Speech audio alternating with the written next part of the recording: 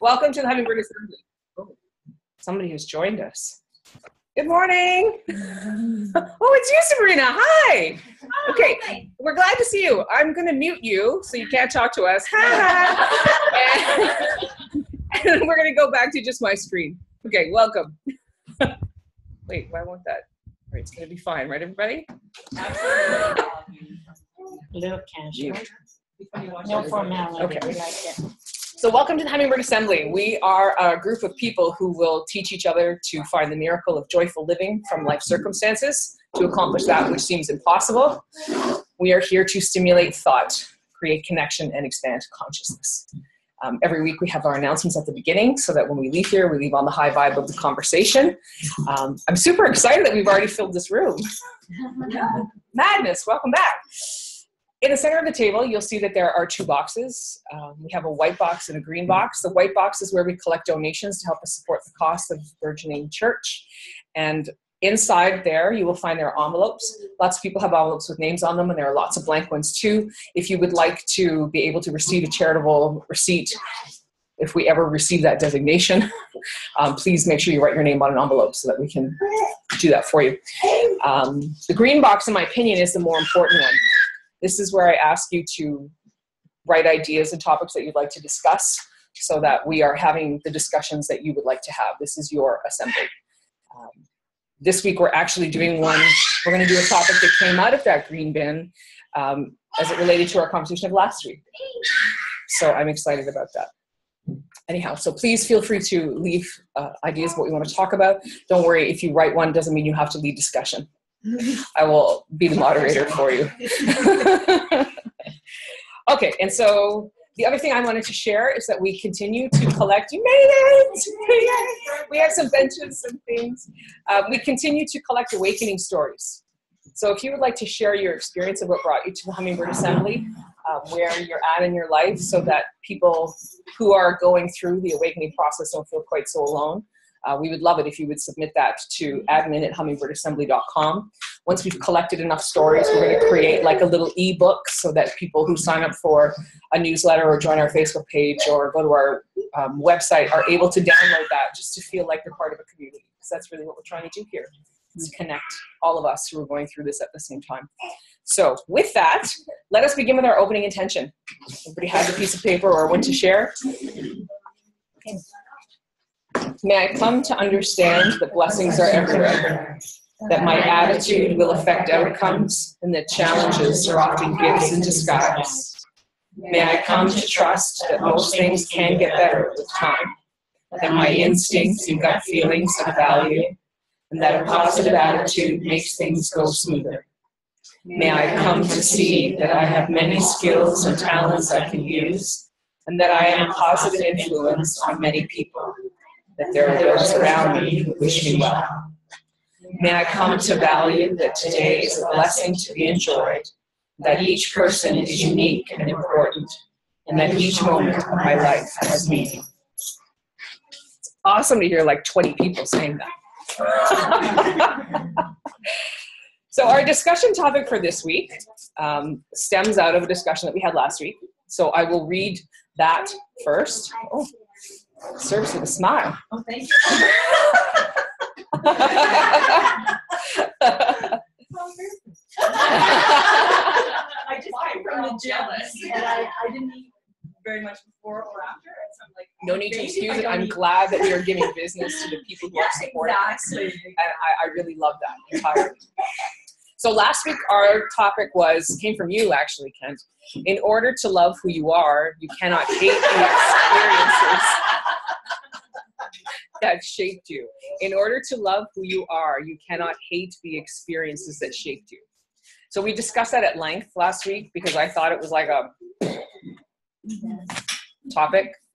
And in our conversation, we came up, Mervat actually had this great statement, and she said, if you hate the experience, you do not acknowledge where you are. And that's what I wanted to talk about today. If you hate the experience, you do not acknowledge where you are. Then technically you're not there. technically then you're not there. Technically, you're not where. If you hate your experience of the past and what she said that you're not on the path. No. If you don't like your experiences because that don't mold you where you are today, you're not on the path. No. You think? I do. Yeah, I think I agree with that. I should rephrase that. You're not on the spiritual path, in my opinion, because everybody's on their own path. Right? Yeah, yeah. Whether it be spiritual, whatever. So let me just rephrase that and say you're not on the spiritual. Except that if we think back to those 10 stages of awakening, the first thing is to look at all the shit around you and go, I hate this. You have to acknowledge what you don't like so that you can actively change it. And I would say that, in my opinion, this is one of the hardest stumbling blocks of being on a spiritual path, is trying to make peace with. I talk openly, regularly about how I felt about my dad growing up, right? So it's not a secret that I hate a lot of that aspect of my childhood.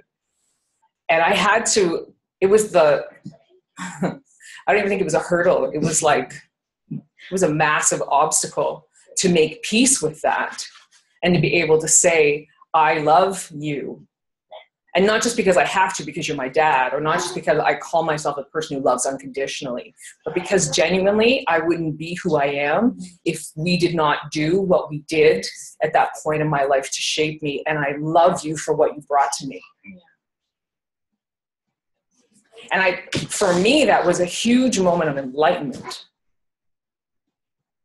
Do you know what I mean? But you that enlightenment came many years after. Many, yeah. And when we think about our past, we're not, I mean, I say all the time, the past was, the moment you walked into this room, that was in the past. It's not now, but we don't, as a society, think of that as past. We think like 10 years. We think like 20 years. Oh my God, that's ancient history, right? And when we talk about hating our past, generally speaking, I don't think we're talking about 3 weeks ago, right? Like we're talking about that moment when you were 15 and whatever happened.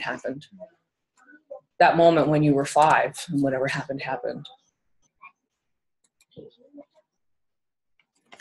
Anybody have any comments? The only thought that comes to my mind is, in my opinion, I feel awakening is an act of grace. I feel that the divine God, source, whatever you want to call him, intervenes and awakens us. My own experiences have led me to believe that quite firmly. And I think that once that happens, the past becomes easier to release.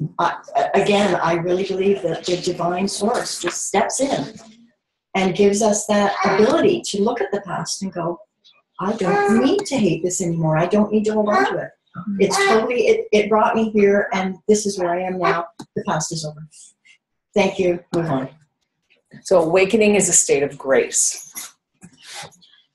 I really feel it is. Because I didn't have too much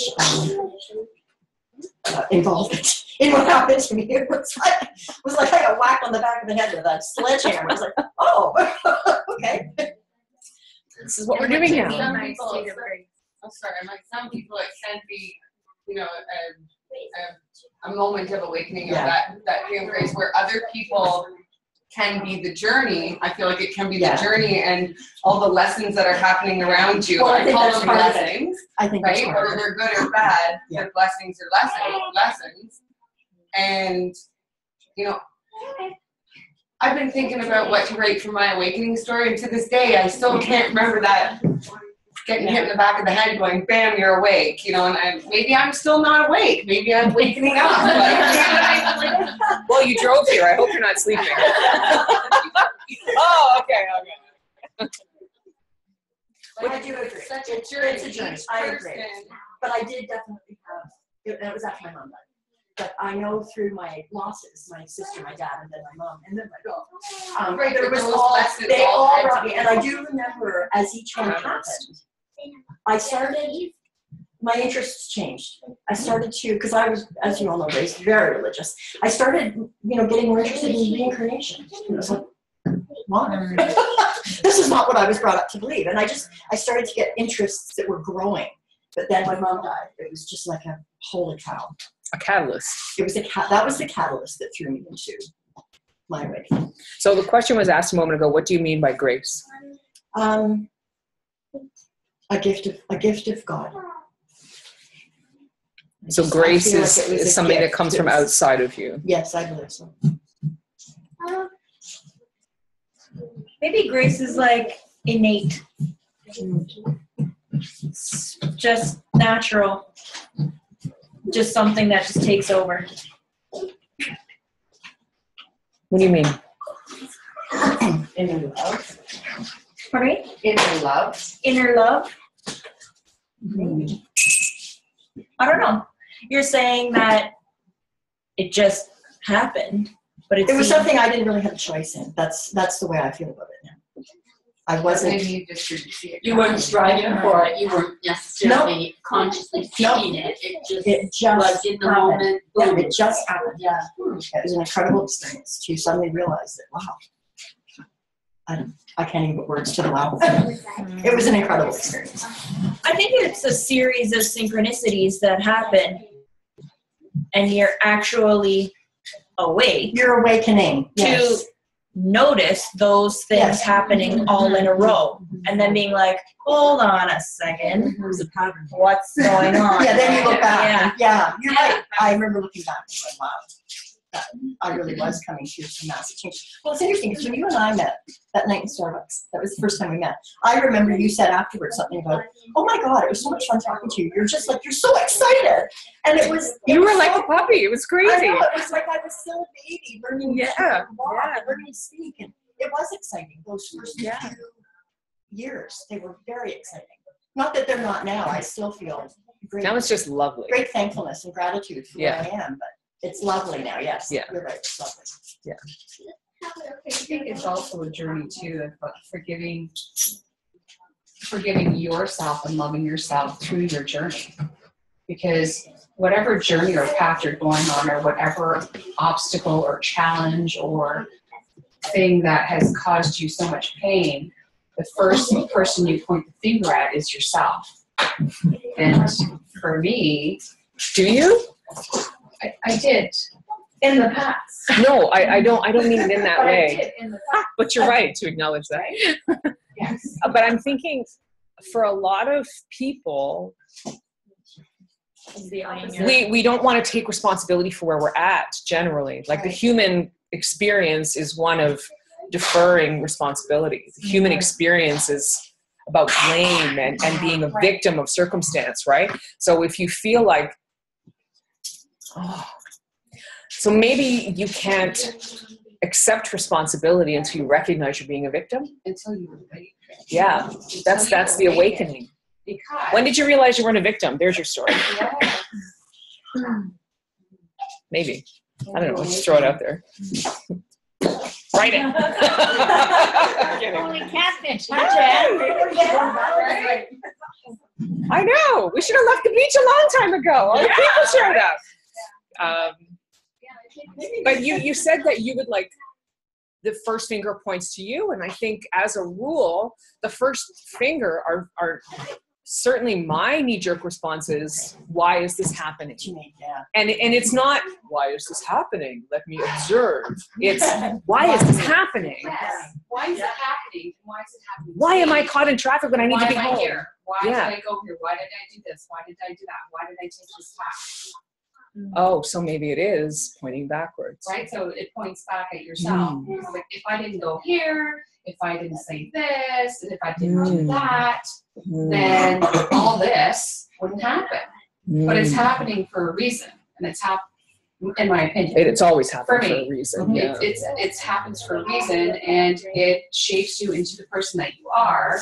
When we had that conversation yesterday with you, I had another awakening last night where I sent out the love to my dad and my mom to forgive them and tell them that I love them and that I wish you well, and I'm sending you love and light. And for the first time in 2 years, I actually breathed. Sage, baby. It was the same. Yes. It was that like, do you remember that? I do. As it was coming, I was like, here it comes, Fran, hold on. It's like I woke up the whole freaking house, but it was insane. But It's amazing. yes, but you always, it comes back to yourself. If I didn't do this, if I didn't say that, if I didn't go here, if I didn't make this choice, in my opinion, I feel that the first person we blame is ourselves. We feel like a table of lawyers today. Yeah, in my really. opinion. What we're discussing is an offshoot of last week's discussion, and what we're discussing this week is if you hate the experience, you don't acknowledge where you are, which was an offshoot of, in order to love who you are, you cannot hate the experiences that shaped you. Yeah. I think you said a big thing there. Oh, I like it when I say big things. What I say? Lawyers? When did you? Lawyers, yeah. We're all going to law school. When did you realize that you weren't a victim? Right. So if you think about that, then that's really everyone's awakening. When something where you could easily be put in a victimized situation, or like, poor me, or why me, and then realizing, well, maybe this is happening for a reason. I would think that's almost everyone's awakening story. For sure. But then you have to realize it, right? Yeah. But that's the awakening part. But most people don't come to that point. Well, more people are coming to that point now. Now, yes, now, for sure. And so Yeah. when Haley said, I don't know when my moment of awakening was, then you can look back and say, well, where did I feel like I stopped being the victim? Right. Like in the moment where I said to the Catholic Church, which I didn't actually say out loud, but that you are preventing me from knowing God truly. That was the start of my awakening. Like, I will no longer be a victim of your original sin. I will know God. When I took back the victimhood. And I hadn't actually thought of that until, like, literally here at this table. And then as we've discussed at length, there are stages to awakening. And at every stage, you're going to ask that same question, right? Am I a victim of this? Does that mean you could push someone's awakening? Think about it. If you were to put it out there to say the opposite of, like, when are you going to realize that that bad thing that just happened Because of X, for Y, Z. you, not to you? Does that? But I don't think we should also, go. I know, I don't okay. think you can. Regardless No. whether you wanted to push it or not, unless they were open to receive it, they wouldn't. Absolutely. Well, that's true. Well, as a But healer, what I say about to my seed, clients though? all the time, It's are a you seed. open to healing? Yeah. Thank you. Yes, And and that is the decision moment. That's where they say, okay, I am going to take ownership. Mhm. And they say yes or they say no. And if they say no, But then it's the almost like healing ends. you have to go to their spirit self, not their. I don't know, I like to engage the ego there. That's true. Because the spirit's always going to say, of course. The spirit's always going to say, of course. The spirit wants to move beyond the moment because the spirit knows what comes after this moment. True. The problem with healing is never the spirit. It's always the ego. But yeah, if it's the seed that you're planting, let's say you post that. Maybe I'm thinking I need to make like a little meme of it actually. Yeah. I even have a perfect picture. Let's say you make a meme and you throw it out there. Because I know when I come across, you post like a bajillion of them, I love them every single time. But like when I read those, I don't know, it just like some of them are just like, what? Like I gotta stay there for a minute and just take it in, read it a Like couple that of one. times. Yeah, just to fully grasp or understand what exactly it's telling me. Yeah. It could I have been think made too, by someone Joshua. who's being a victim is not going to be able to release victimhood until they can see what they're getting from it. But maybe You what you gotta say know. or what we see or what they see is going to help them connect with that. That's the hope. But if they're it's like a child that acts out. They're just looking for attention. They might be getting negative attention, but they're getting attention. Same with a person who's a victim. they're acting it. And they're getting something from And we do this. talk about that, right? Like if you're bedridden and you can't get up, your neighbor comes and vacuums your house and you have a conversation. So now you're not lonely because somebody's coming to Right. have a conversation with you. You don't enjoy being bedridden, but somebody's taking care of you for the first time in your life and you feel validated. Yeah. That's what Paul That's and a JT were good, saying. yeah, that's a Like, they good were analogy. Yeah, the shopper. yeah, yeah. Shopper. Paul and Jamie were here, and they were saying that about, it's one person that is the victim or whatever, but you're also being the victim, or not enabling If you them. enable Mom them, wasn't then the you victim, are enable a part them. of their process. Yeah. Yeah. Not everybody might outwardly show themselves as a victim, but at some point in all of our lives, we were victims, right?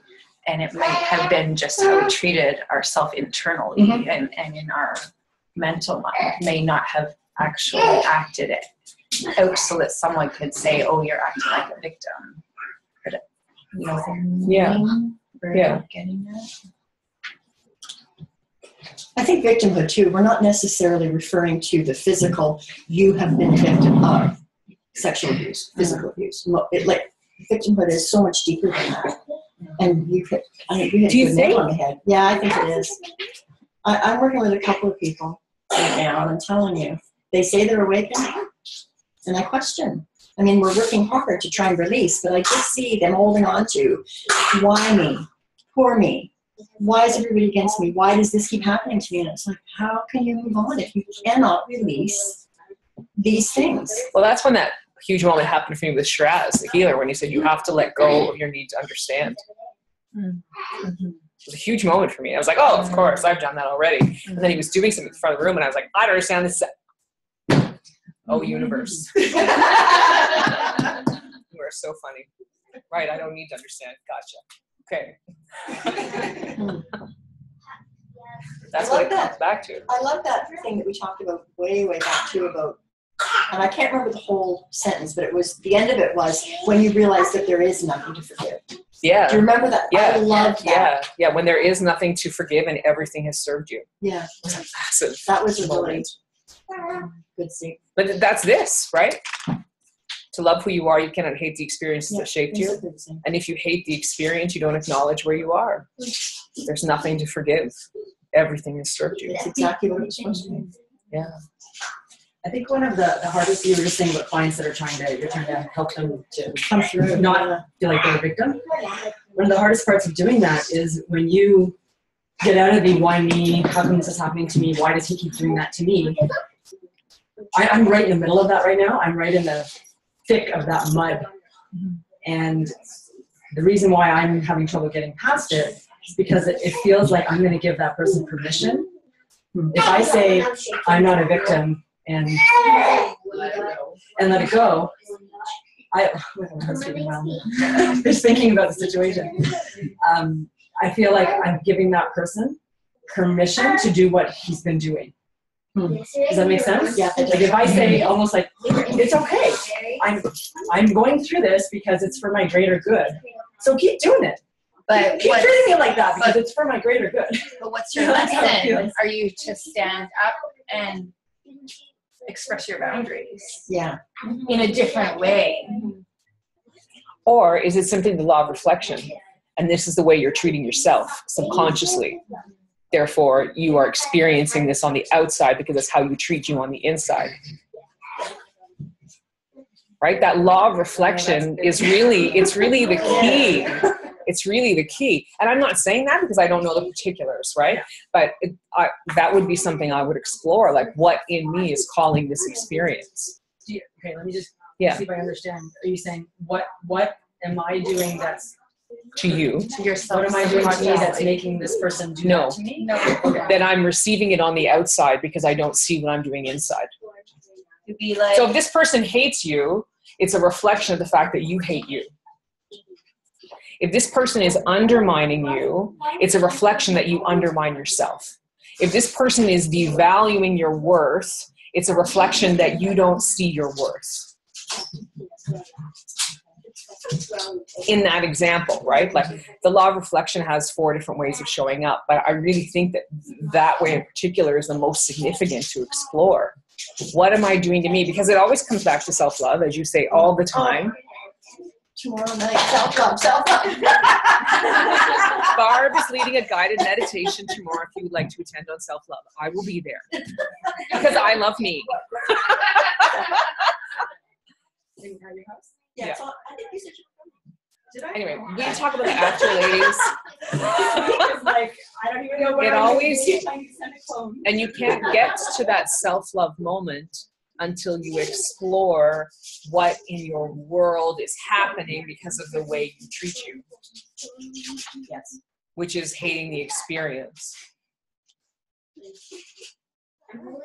It's amazing going through this too. When you make changes, how people around you change. Oh, yeah. I have seen Oh, so yeah. much change in my life in the past 5 years that when I look back 5 years ago, I don't believe it's even the same life anymore. Oh, yeah. You know, I'm now attracting a totally different, like, this beautiful group. Like the people that are coming into my life now are so different than what I had before. Even my husband, bless his soul, Mr. Pessimistic, he's changed. And I think it's because he's It's a law of exposed. attraction. It's a As law you of change, attraction. those around you change. It's And amazing. if they choose not to change themselves and they choose to change their space and they're elsewhere. Yeah. And it happens very lovingly and gently. And we It's- talk it about is this very in healing gentle. all the It's very time, gentle. right? As you heal you, those around you heal or leave. Bottom line. Yeah. Yeah. That's right.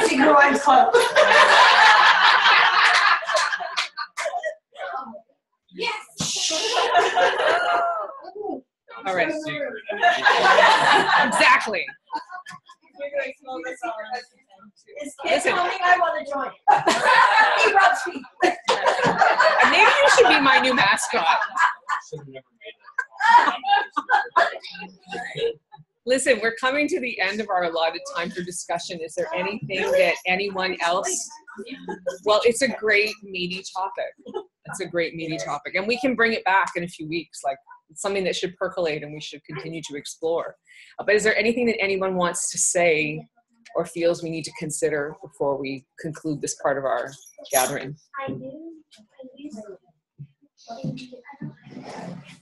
Don't all speak at once. Don't forget what you just said, because that was profound, and I don't remember. What did I just say? You'll have to watch.